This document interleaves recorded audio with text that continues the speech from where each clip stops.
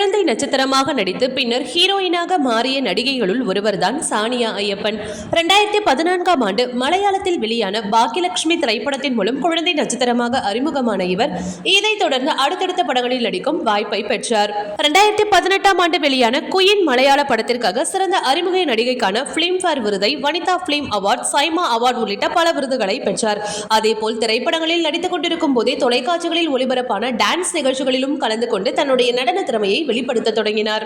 அந்த வகையில் super dance 6, B4 dance, D4 dance போன்ற பல நடன நிகழ்ச்சிகளில் கலந்து கொண்டார். தற்பொழுது மலையாளத்தை தொடர்ந்து தமிழ் திரைப்படங்களிலும் நடிக்க துவங்கியுள்ள சானியா ஐயப்பன் அடுத்தடுத்து சிறந்த படங்களை தேர்வு செய்து நடித்து வருகிறார். அந்த வகையில் 2023ஆம் ஆண்டு வெளியான இருகப்பற்று RJ பாலாஜி ஹீரோவாக நடித்த சொர்க்கவாசல் திரைப்படங்களில் நடித்திருந்தார். அதேபோல் சமீபத்தில் மலையாளத்தில் பிருத்திவிராஜ் இயக்கத்தில் மோகன்லால் நடிப்பில் வெளியான எம்புரான் திரைப்படத்திலும் சானியா ஐயப்பன் முக்கிய கதாபாத்திரத்தில் நடித்துள்ளார்.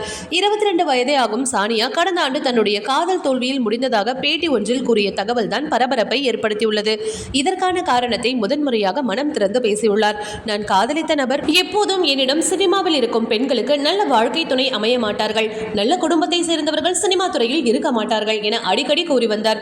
நாம் யாரை அதிகமாக நேசிக்கிறோமோ அவர்களுடைய வாயிலிருந்து இப்படிப்பட்ட வார்த்தையை கேட்பது, அதுவும் என்னுடைய தொழிலை இழிவாக பேசுவது என்பதால் என்னால் ஏற்றுக்கொள்ள முடியவில்லை.